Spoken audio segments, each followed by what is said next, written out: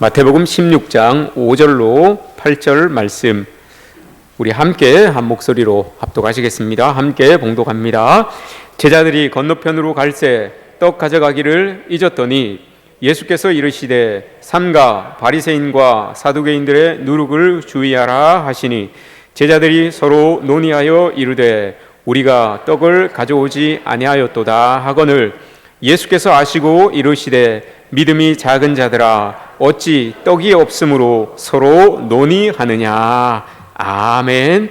오늘도 주의 진을 찾아 예배하시고 각 처소에서 살아계신 하나님께 예배하시는 우리 모든 성도님들께 하나님의 은혜가 충만하시기를 주님의 이름으로 축복합니다. 마태복음 14장에 오병이어 사건이 나옵니다. 보리떡 5개와 물고기 2마리로 5,000명을 먹이신 사건이 나오지요. 그 사건이 있고 나서 오병이어로 5,000명을 먹이고 난 다음에 여러분 혹시 몇 광주리가 남았는지 아십니까? 몇 광주리가 남았습니까? 12광주리가 남았습니다. 그죠? 그 12광주리, 오병이어로 5,000명을 먹이고 난 다음에 12광주리가 남았습니다. 시간이 조금 지나서 마태복음 15장 후반절에 오면 또 한 번 이 사건이 일어납니다. 그때는 보리떡 몇 개입니까? 보리떡 7개입니다. 2개를 더 추가했습니다. 보리떡 7개와 물고기는요? 물고기는 그대로 2마리입니다. 보리떡 7개와 물고기 2마리로 몇 명을 먹이셨습니까? 4,000명을 먹이셨습니다. 오늘 성경 퀴즈 하는 것 같네요. 4,000명을 먹였습니다. 그리고 난 다음에 남은 조각을 몇 광주리 얻었습니까? 7광주리입니다. 예. 기억하시겠습니까? 안 헷갈리죠? 7병이어로 7개의 떡과 물고기 2마리로 4,000명을 먹였습니다. 그리고 광주리 7개를 남겨서 이렇게 이제 제자들이 챙기고 있었습니다. 그 일이 지나서 며칠을 그곳에 지내면서 예수님께서 백성들에게, 사람들에게 하나님의 말씀을 증거했어요. 그리고 난 다음에 오병이어 사건이 지나고 난 다음에는 14장이죠. 오병이어 사건이 지나고 난 다음에는 예수님께서 제자들을 먼저 보내세요. 너희들 먼저 배 타고 저 건너편으로 가라 라고 이렇게 이야기를 하십니다. 그래서 건너편으로 건너온 게 15장이에요. 15장. 네, 오늘 15장에서 7병이어로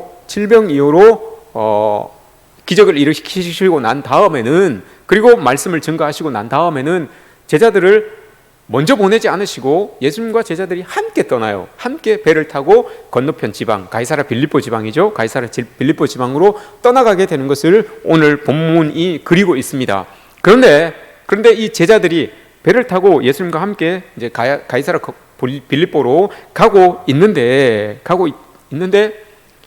오늘 말씀에서 보면 그 남아있는 떡을 안 가져온 거예요. 7광주리에 떡이 남아있었는데 그걸 안 가지고 온 거예요. 그래서 이들이 고민을 하고 있죠. 야, 우리 그거 떡 안 가져왔다. 야, 우리 이제 뭐 먹냐. 이걸 이제 고민하고 있었던 겁니다. 근데 여러분 한번 생각을 해보십시오. 제자들이 예수님과 함께 풍랑이는 이렇게 바다를 배 타고 이렇게 항해하는 그 모습을 우리는 늘 우리의 신앙의 우리 인생을 거기에 비유하곤 합니다.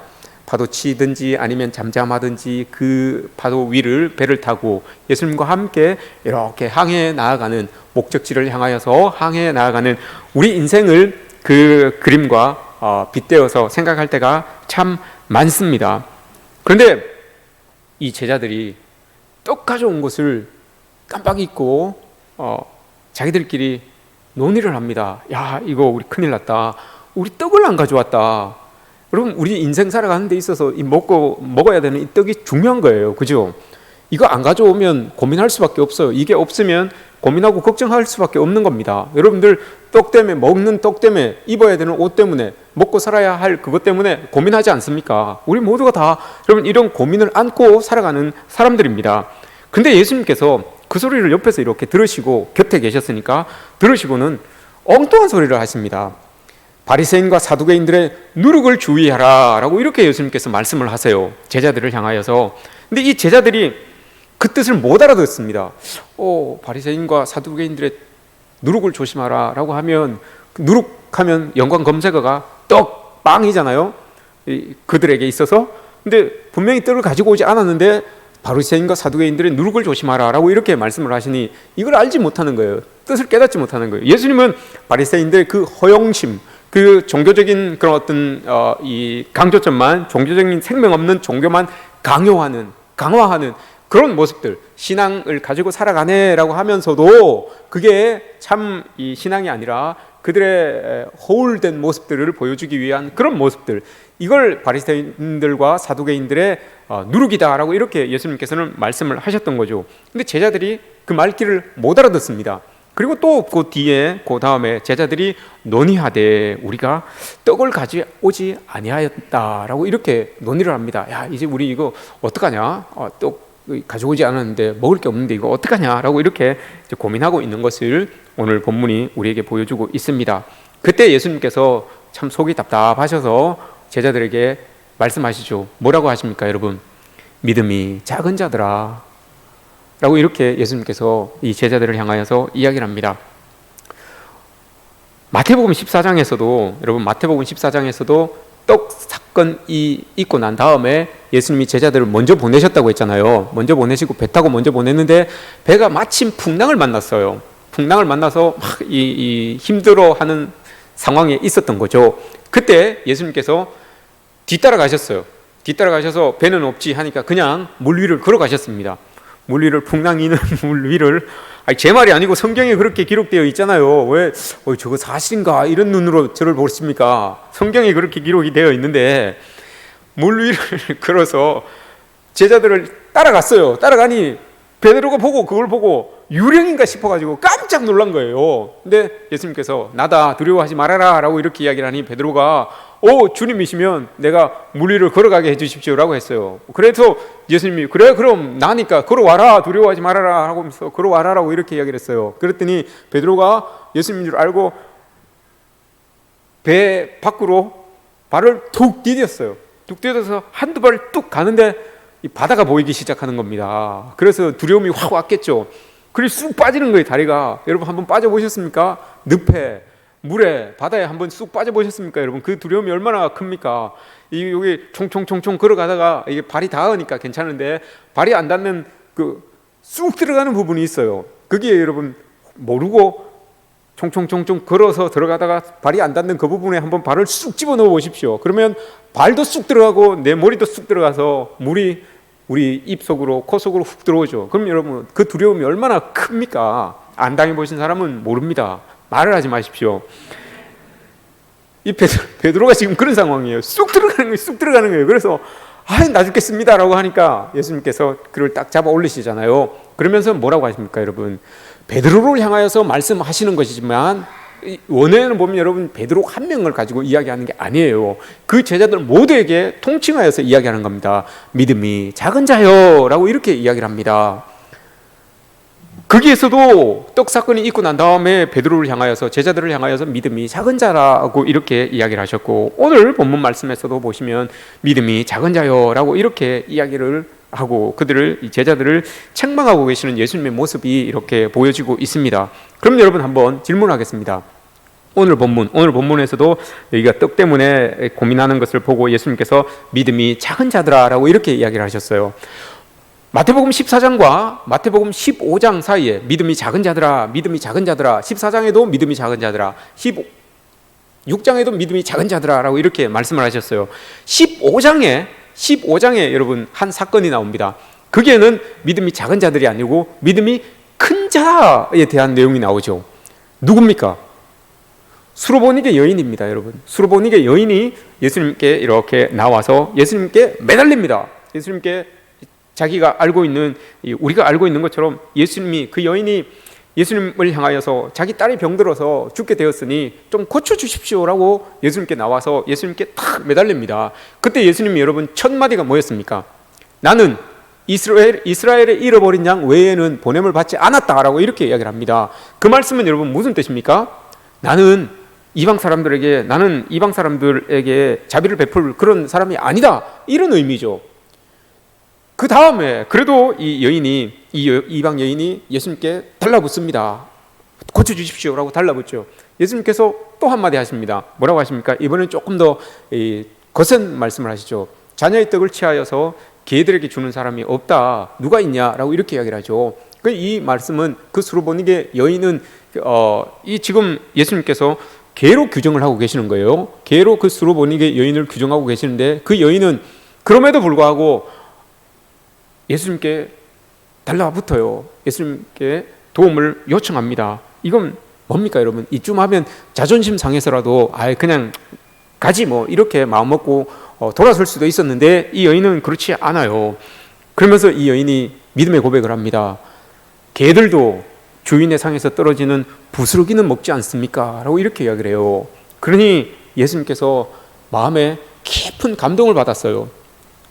여러분 정말 감동적인 고백 아닙니까? 개들도 상에서 주인 먹다가 떨어지는 그 부스러기는 먹지 않습니까? 라고 이렇게 딱 고백을 해요. 여러분 이건 얼마나 감동적입니까? 예수님께서 네 믿음이 크도다 라고 이렇게 고백을 해주시죠. 칭찬을 해주시죠. 그럼 여러분 한번 봅시다. 제자들의 그 믿음이 작다라고 한 그 믿음이 작음과 이 수르보니게 여인을 향하여서 믿음이 크다라고 했던 그 믿음이 큼, 이거는 어떻게 여러분 구분을 합니까? 예수님께서는 뭘 보고 이렇게 무엇을 기준으로 해서 누구는 믿음이 작다라고 하고 누구는 믿음이 크다라고 이렇게 이야기를 했겠습니까? 오늘 여러분 제자들은 보면 주님과 지근거리에서 동행하고 이적도 보았고 또 하나님의 말씀도 듣고 살았던 그런 사람들입니다. 그런데도 불구하고 예수님께서 믿음이 작은 자들아 라고 이렇게 이야기를 해요. 예수님의 이적도 보고 예수님과 늘 같이 있었고 예수님의 말씀도 듣고 살아계신 예수님과 동행하고 살았는데도 그들을 향하여서 예수님은 믿음이 작은 자들아 라고 이렇게 말씀을 하시고, 수르보니게 여인은 말 그대로 가난한 사람이에요. 이방 여인이에요. 그 여인에게는 예수님께서 믿음이 큰 자다라고 이렇게 칭찬을 해주셨습니다. 이게 여러분 어떤 의미를 가지고 있을까요? 예수님께서 말씀하신 믿음이 크다라고 하신 것은 이게 양적인 크기를 이야기하는 게 아니잖아요. 양적인 크기를 말씀하는 게 아닙니다. 이 여인에게 믿음이 크다라고 말씀하신 이유는, 칭찬해 주신 이유는 이 여인이 속을 예수님께서는 보신 거죠. 나는 예수님밖에 대안이 없습니다. 지금 이 상황에서 예수님밖에 대안이 없습니다. 나를 뭐 거듭차든지 나를 뿌리치든지 나를 죽이시든지 살리시든지 어땠든지 간에 하나님, 내 딸을 예수님께서 고쳐주십시오. 대안이 없습니다. 예수님밖에 없는데 나는 그럼 나보고 어떡하란 말입니까? 내가 욕을 먹어도 괜찮고 나를 뭐 죽인다 해도 괜찮은데 내 딸은 예수님께서 고쳐주셔야 됩니다. 내 대안이 없습니다. 아무것도 없습니다. 이렇게 이야기를 한 거죠. 이 태도를 보고 여러분 예수님께서는 믿음이 크다라고 이렇게 이야기를 합니다. 믿음이 크다는 것은 오로지 그분이 나의 확고한 답입니다. 이게 여러분 믿음이 큰 거예요. 그분이 확고한 답입니다. 다른 것으로 인하여서 여러분 마음이 나누어지지 않는 것, 이게 여러분 믿음이 큰 겁니다. 제자들이 여러분 믿음이 작다라고 하는 것은 마음이 나누어진 거예요. 마음이 나누어지다, 여러분 이 말이 예수님께서 우리에게 하신 말씀 중에 있어요. 그게 어떤 말씀인가? 염려예요. 여러분 염려라는 말의 단어의 원어가 마음이 나누어지다라는 말이에요. 수르보니게 여인은 여러분 대안이 없었던 거예요. 하나님만 붙들기로 작정한 거였어요. 그런데 제자들은 그렇지 않았어요. 여러분 예수님이 곁에 있었음에도 불구하고 그 마음이 나뉘어졌어요. 염려가 된 거예요. 그래서 염려가 된 겁니다. 여러분 빌립보서 4장에서 예수님께서, 바울이 뭐라고 합니까? 아무것도 염려하지 말고 오직 모든 일에 기도와 간구로 너희 구할 것을 하나님께 아뢰라. 그리하면 모든 지각에 뛰어나신 하나님의 평강이 너희 마음과 생각을 지키시리라. 믿습니까? 이렇게 말씀을 하셨어요. 또한 여러분 히브리서에서 이렇게 이야기를 하죠. 하나님께 나아가는 자는 반드시 그가 살아 계신 것과 또한 자기를 찾는 자들에게 상 주시는 이심을 믿어야 할지니라. 믿습니까 여러분? 이 제자들은 여러분 하나님께서 늘 이걸 가르치고 계셨는데도 불구하고 그 마음이 떡 때문에 나뉜 거예요. 집중하지 못하고 하나님 앞에 여러분 확고히 서지 못하고 이게 나누기 시작하는 겁니다. 이렇게 나누어진 거예요. 히브리서 4장에서 보면 이런 말씀을 하십니다. 히브리서 4장에 그들과 같이 우리도 복음 전함을 받은 자이나 들은 바 그 말씀이 그들에게 유익하지 못한 것은 듣는 자가 믿음과 결부시키지 아니함이라. 믿는 사람들에게 여러분 복음이 전해졌는데 그 복음으로 이제 신앙생활을 하는 사람들이 있었는데, 근데 이 복음이 나타나지 않는다는 거예요. 복음이 분명히 전한 사람은 있는데, 들은 사람도 있는데, 그 들은 사람들이 삶의 자리에 나아가서 믿음대로 못 산다는 거예요. 들은 말씀대로 못 산다는 거예요. 히브리서 기자가 그렇게 이야기를 하고 있는 겁니다.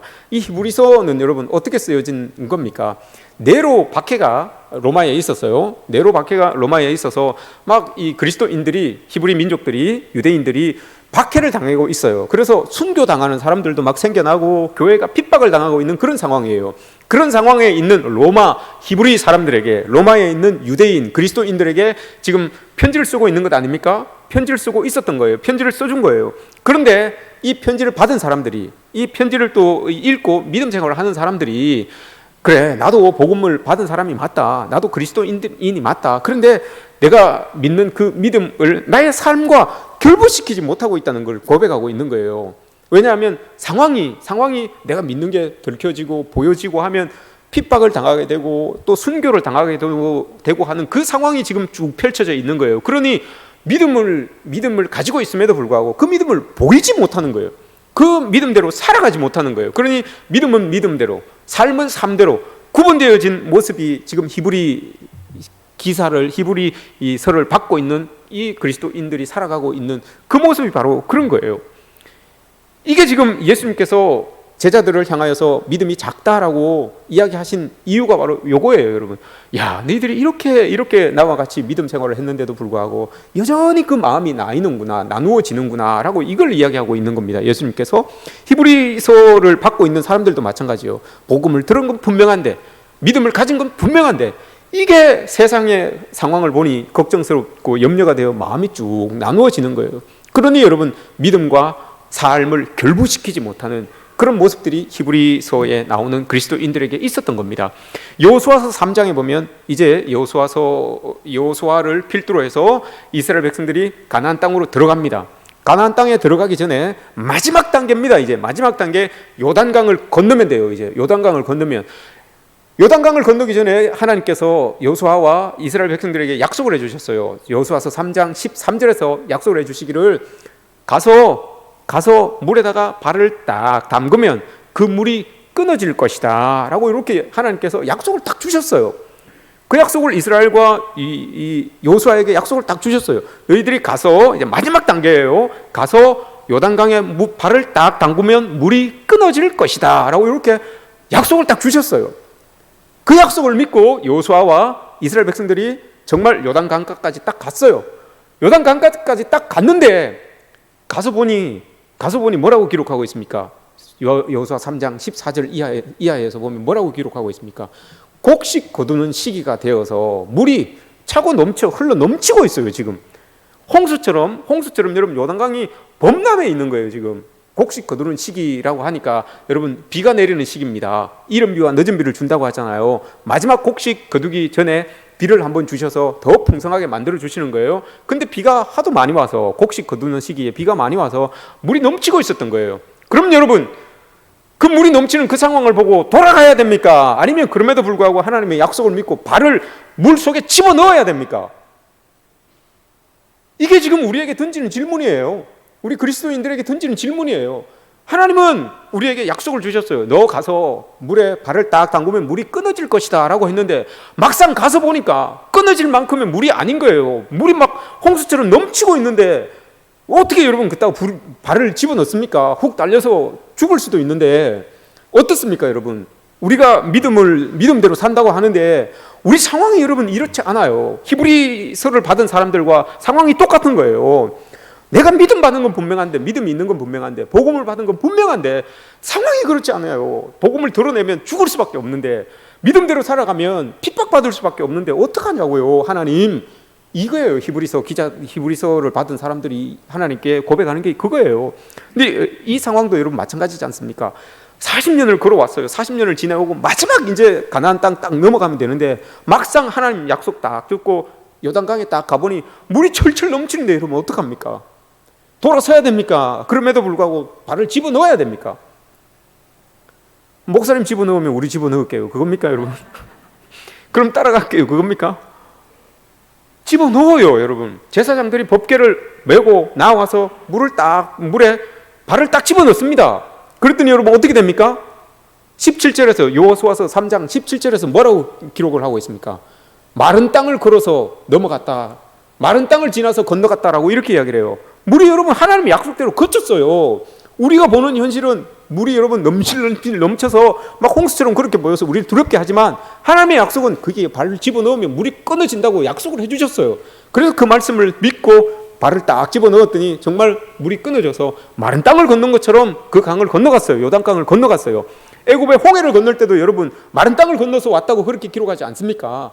이게 여러분 우리의 현실이에요. 눈앞에 보이는 넘실넘실 넘쳐서 우리를 집어삼킬 것만 같은 그런 상황이 우리의 현실이 아니라 하나님의 약속, 이게 여러분 우리의 현실인 거예요. 이 현실로, 하나님을 우리의 현실로 믿고 살아가야 되는 것, 이게 여러분 우리의 모습들 아니겠습니까?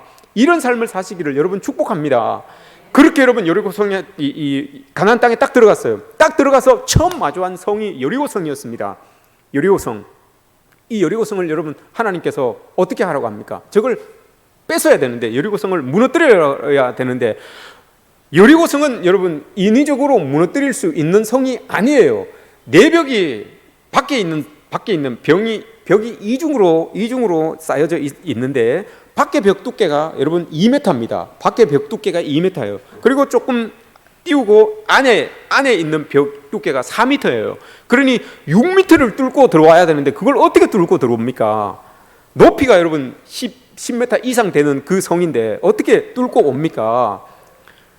하나님께서 말씀하시기를, 야, 딴 거 할 거 없다. 그냥 빙빙 돌기만 해라. 빙빙 돌다가 나팔 불면서 빙빙 돌기만 해라. 그러다가 마지막 날에 무너져라 라고 외쳐라. 그럼 된다 라고 이렇게 하나님께서 말씀을 해주셨어요. 그러니 정말 마지막 날에 빙빙 돌다가 나팔 불다가 무너져라 라고 외치니까 이 성이 훅 무너집니다. 말이 됩니까 여러분? 이게 여러분 말이 됩니까?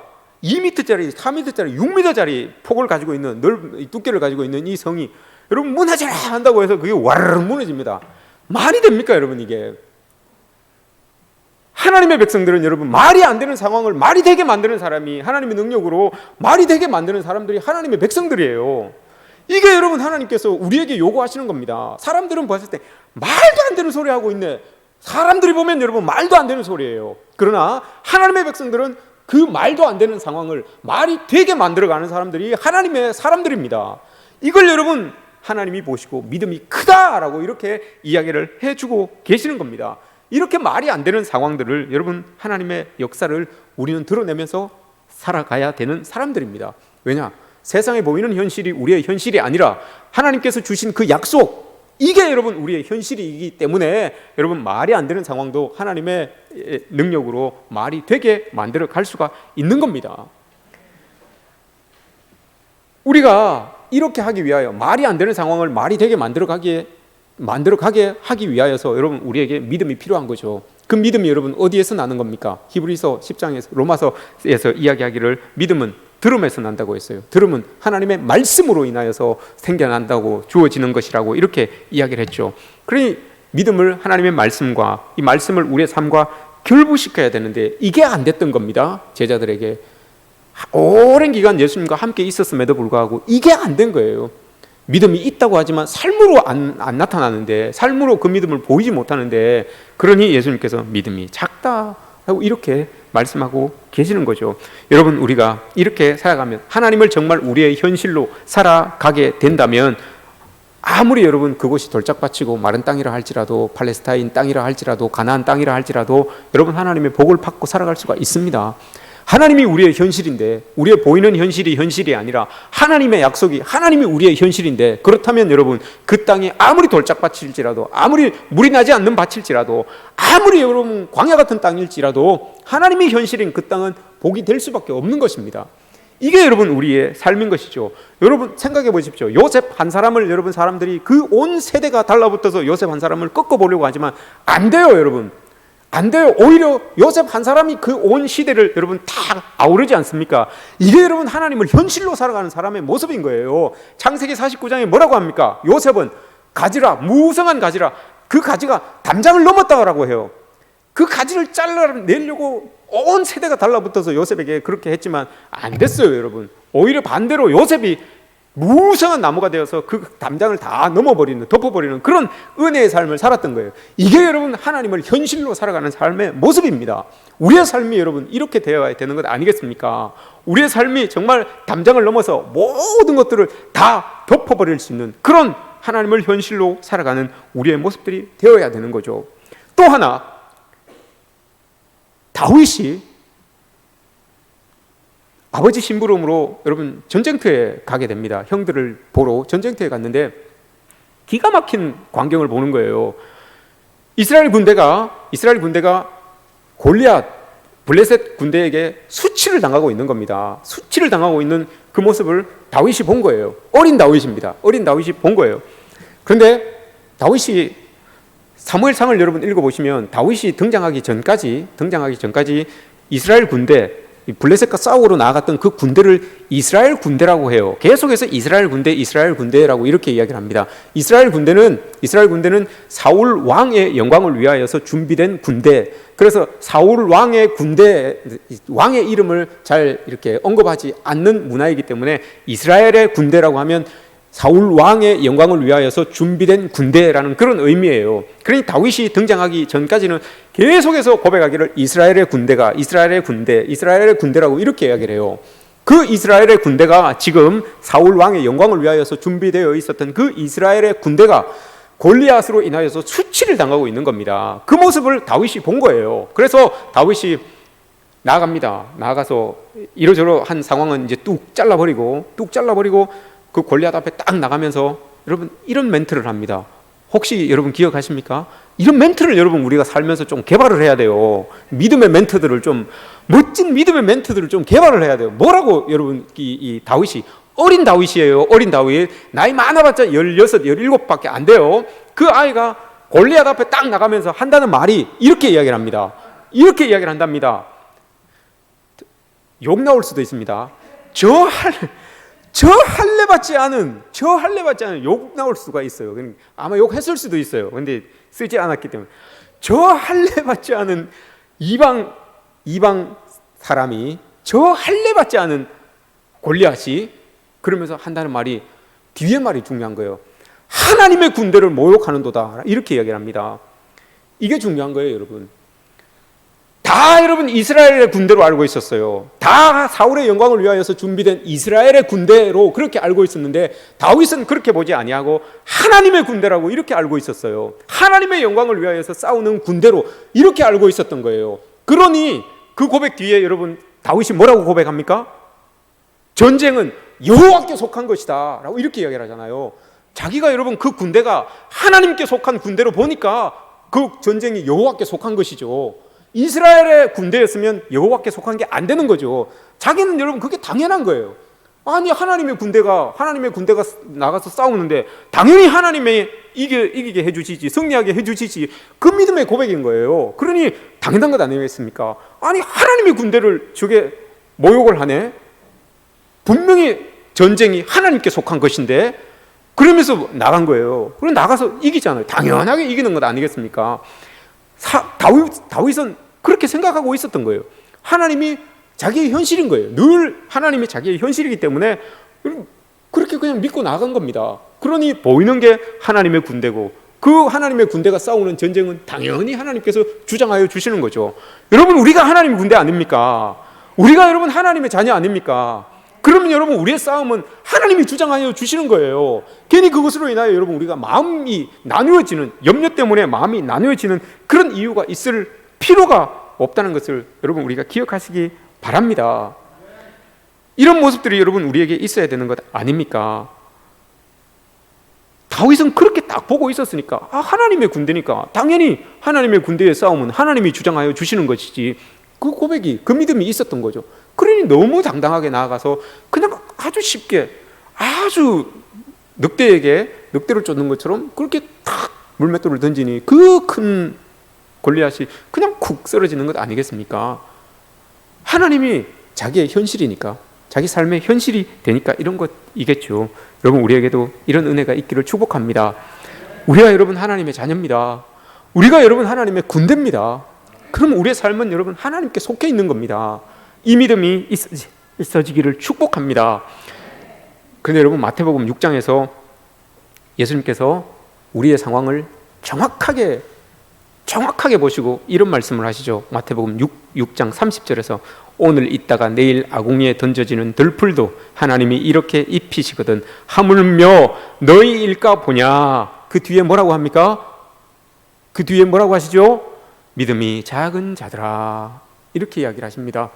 이게 여러분 우리의 현실이에요. 이게 잘못됐다는 게 아닙니다. 잘못된 건 아니에요. 그러나 이게 우리의 현실입니다. 믿음이 작은 자들아. 그러면서 뒤에 하시죠. 그러므로 염려하지 말아라 라고 이렇게 이야기를 합니다. 마음이 나뉘이다, 염려하지 말아라. 이 말이 여러분 염려하지 말아라, 마음이 나뉘이다 이 말이잖아요. 이것은 이런 걱정들은, 이런 염려는 뒤에 뭐라고 하십니까? 이방인들이 하는 것이다 라고 이렇게 이야기해요.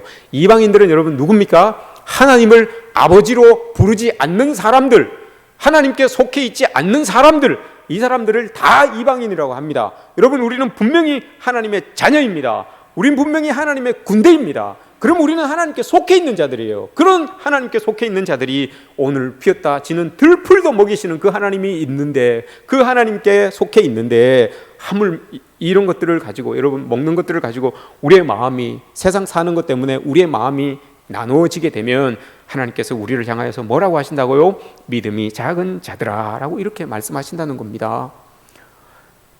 예수님께서 마태복음 17장에서 오늘 16장 뒤에 보면 마태복음 17장에 여러분 변화산에서 영광 중에 계시다가 변화산 밑으로 이렇게 내려오셨어요. 내려오시니까 예수님과 몇 명의 제자가 없는 사이에 남아있는 제자들에게 문제가 생겼어요.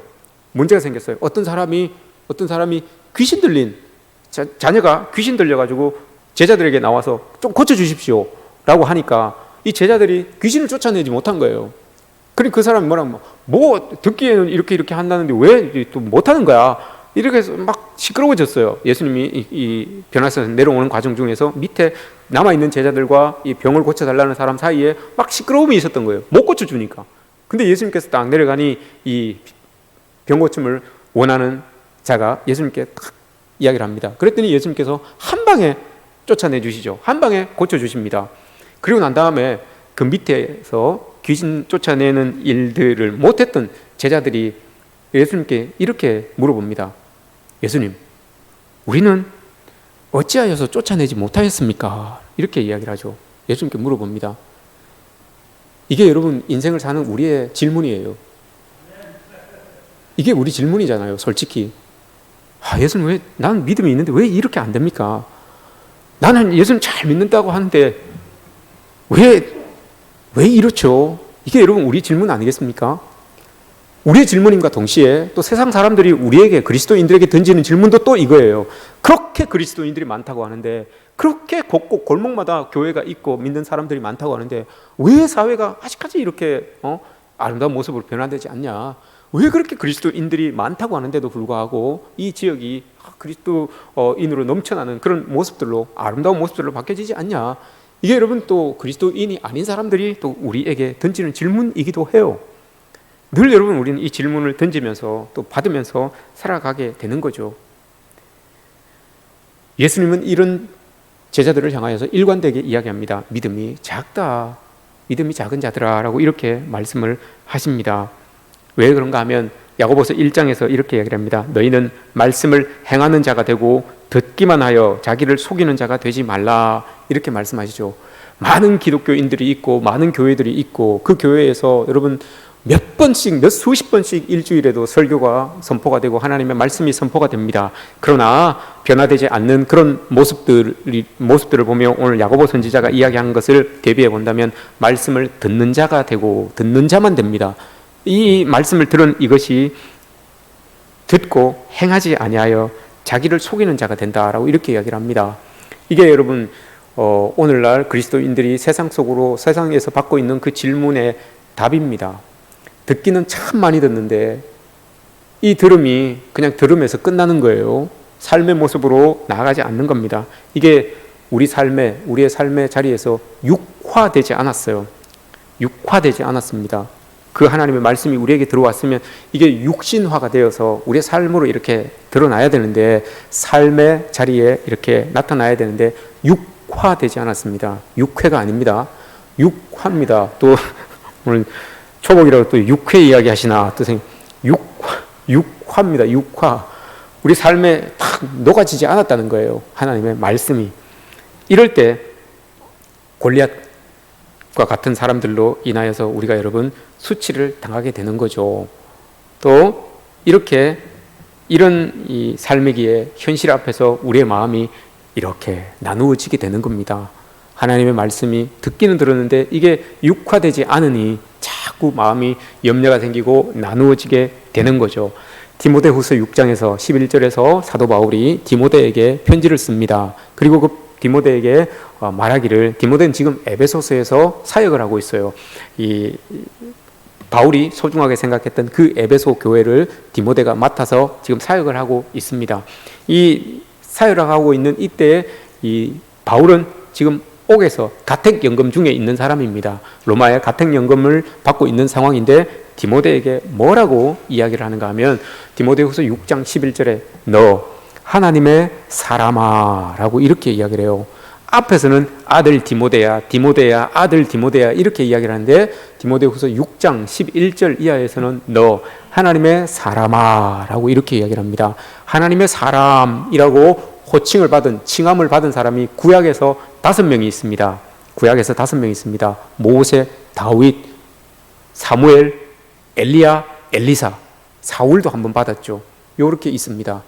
이 사람들을 여러분, 이 사람들을 머리 떠올려 보십시오. 하나님의 사람들, 모세, 다윗, 사무엘, 엘리야 이런 사람들이 하나님의 사람이다라고 여러분 머리에 떠올릴 때 과연 그들의 삶이 어땠습니까? 여러분 머릿속에 떠오르지 않습니까?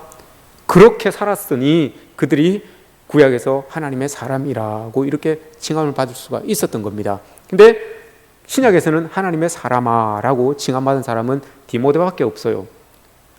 딱 한 번 하나님의 사람아라고 하는 단어가 한 번 나오는데 디모데가 딱 받습니다. 근데 이게 신약에서는, 왜냐하면 신약에서 의미가 바뀌어요. 하나님께 속한 사람이라는 의미가 하나님의 사람아라고 하는 뜻입니다.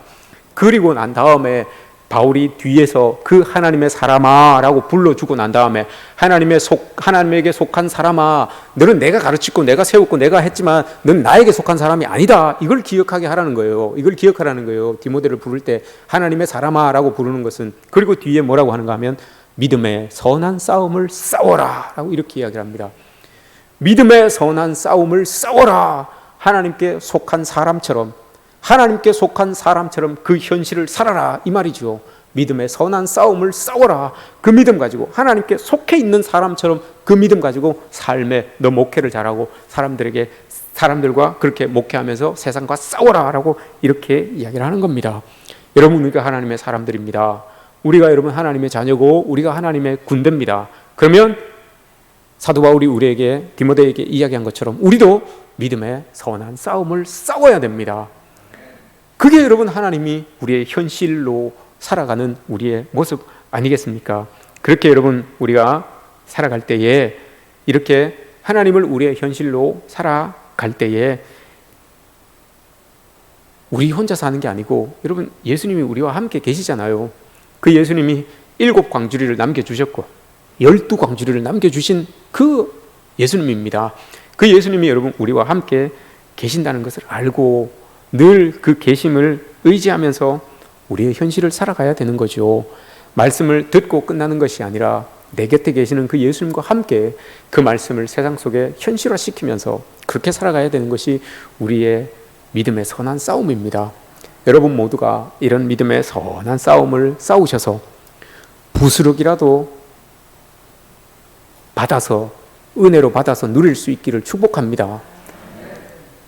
우리에게는 여러분 하나님께서 보시기에는 부스러기지만 우리에게는 여러분 이 부스러기가 우리가 감당치 못할 은혜일 수가 있습니다. 이게 우리의 삶에 있어지게 될 것입니다. 이런 은혜가 여러분들에게 있어지기를 주님의 이름으로 축복합니다.